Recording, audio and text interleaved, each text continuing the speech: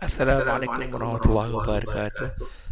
Selamat sejahtera semua penduduk residence dan Selangorku. Okay, hari ini saya nak ajar macam mana nak bayar bil PKNS maintenance fee dan sinking fund guna Posonline. Okay, sini Posonline. Website dia adalah posonline.com.my/posonline.web portal. Okay, first kita tengok kita punya bil. Okay, ni bil kita. Penting nombor akaun ME ni dengan nombor invoice BGIB/2301. Ni nombor ni contoh saya punya nombor invoice lah, 2301000860.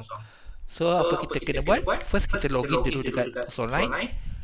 Login. First siapa yang belum ada akaun, create account saya login. So saya pergi kat bill payment. Okay, saya dah ada PKNS maintenance. So saya just search saja kat sini PKNS. Saya search PKNS atas ni. Saya pilih bawah ni. Saya pilih dekat maintenance. Enter payment. Okay, nampak account number. So kita tengok kat sini account number ialah ME430186. Bill number ini adalah invoice number. Tak payah isi BGIB. Kita terus letak nombor belakang ni. Selepas BGIV section, ambil nombor ni je. Tarikh. Itu tarikh dia tadi. 1/2/2023. Amount dia kasi tunggakan ni sila ignore. Saya dah bayar tapi dia lama capture. Saya bayar lepas 20 hari bulan 1 hari itu.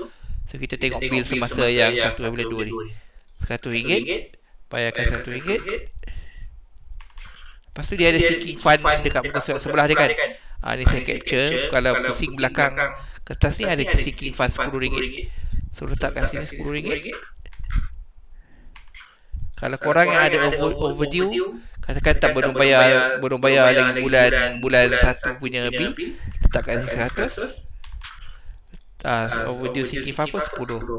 Contoh lah kan. Kerja saya tak ada, saya dah bayar. Back. Lepas tu tekan add to cart.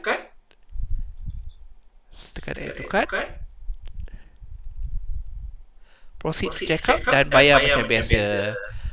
Bayar guna saya boleh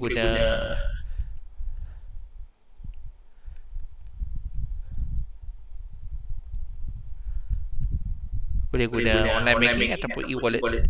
So boleh pilih sama ada nak guna CIMB ke Maybank ke Maybank juga. Kalau e-wallet boleh pilih Grab, Shopee Pay, Touch and Go. Ini saja, sekian, simple saja kan.